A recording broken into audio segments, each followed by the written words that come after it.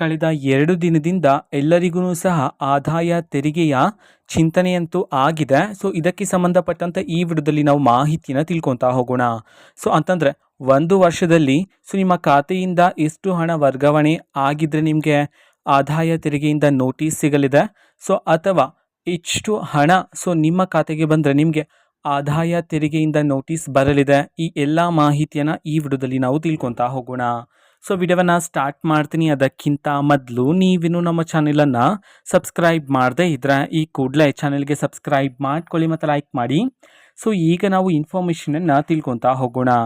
So ನೋಡಿ, ಈಗ ಆದಾಯ ತೆರಿಗೆಯ ಇಲಾಖೆ ಇಲ್ಲಿಂದ ಈಗ ಹಲವಾರು ಜನರಿಗೆ ನೋಟಿಸ್ ಅನ್ನೋದು ಹೋಗಿದೆ. ಸೊ ಈಗ ನಿಮ್ಮ ಖಾತೆಯಿಂದ ಎಷ್ಟು ಹಣ ವಾರ್ಷಿಕವಾಗಿ ವರ್ಗಾವಣೆ ಆಗಿದೆ, ಸೊ ಎಷ್ಟು ಹಣವನ್ನು ನೀವು ವಹಿವಾಟು ಮಾಡಿದರೆ ನಿಮಗೆ ಆದಾಯ ತೆರಿಗೆ ಇಲಾಖೆಯಿಂದ ನೋಟಿಸ್ ಬರುತ್ತೆ. ಇದನ್ನು ನಾವು ತಿಳ್ಕೊಳೋದಾದರೆ ನೋಡಿ, ನಿಮ್ಮ ಖಾತೆಯಲ್ಲಿ ವಾರ್ಷಿಕವಾಗಿ 10 ಲಕ್ಷಕ್ಕಿಂತ ಹೆಚ್ಚು ವಹಿವಾಟು ಮಾಡಿದರೆ ನಿಮಗೆ ಆದಾಯ ತೆರಿಗೆ ಇಲಾಖೆಯಿಂದ ನೋಟಿಸ್ ಅನ್ನೋದು ಬರುತ್ತೆ. ಅಥವಾ ನೀವು ಯಾವುದೇ ಬ್ಯಾಂಕಲ್ಲಿ ಚಾಲ್ತಿ ಅಕೌಂಟನ್ನು ಹೊಂದಿದ್ದು ನೀವು 1 ವರ್ಷದಲ್ಲಿ 50 ಲಕ್ಷಕ್ಕೂ ಹೆಚ್ಚು ವಹಿವಾಟನ್ನು ಮಾಡಿದರೆ ಓಕೆನಾ, ಚಾಲ್ತಿ ಅಕೌಂಟಲ್ಲಿ ನಿಮಗೂ ಸಹ ಆದಾಯ ತೆರಿಗೆ ಇಲಾಖೆಯಿಂದ ನೋಟಿಸ್ ಅನ್ನೋದು ಬರುತ್ತೆ.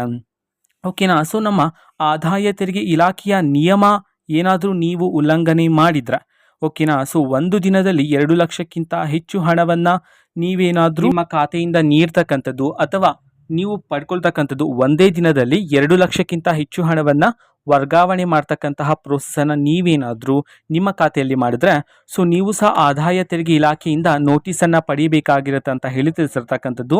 ಆ್ಯಂಡ್ ಆದಾಯ ತೆರಿಗೆಯ ಇಲಾಖೆಯ ಈ ನಿಯಮವನ್ನು ಯಾರಾದರೂ ಮೀರಿದ್ರೆ 60% ಅಷ್ಟು ದಂಡವನ್ನು ನೀವು ಕಟ್ಟಬೇಕಾಗಿರುತ್ತೆ ಅಂತ ಹೇಳಿ ತಿಳಿಸಿರ್ತಕ್ಕಂಥದ್ದು. ಅಥವಾ 1 ವರ್ಷದಲ್ಲಿ ನೀವು 2 ಬಾರಿ ಅಥವಾ 2ಕ್ಕಿಂತ ಹೆಚ್ಚು ಬಾರಿ ನೀವೇನಾದರೂ ವಿದೇಶಿ ಪ್ರಯಾಣವನ್ನು ಮಾಡಿದರೂ ಸಹ ನೀವು ಆದಾಯ ತೆರಿಗೆ ಇಲಾಖೆಗೆ ಆ ಒಂದು ಕಾರಣವನ್ನು ನೀಡಬೇಕಾಗಿರುತ್ತೆ ಅಂತ ಹೇಳಿ ಸಹ ತಿಳಿಸಿರ್ತಕ್ಕಂಥದ್ದು.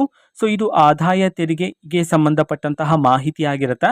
ಸೊ ಮುಂದಿನ ವಿಡಿಯೋದಲ್ಲಿ ಆದಾಯ ತೆರಿಗೆಯ ನಿಯಮಗಳಿಗೆ ಸಂಬಂಧಪಟ್ಟಂತೆ ಇನ್ನಷ್ಟು ಮಾಹಿತಿಯನ್ನು ತಿಳಿಸ್ತಾ ಹೋಗ್ತೀನಿ.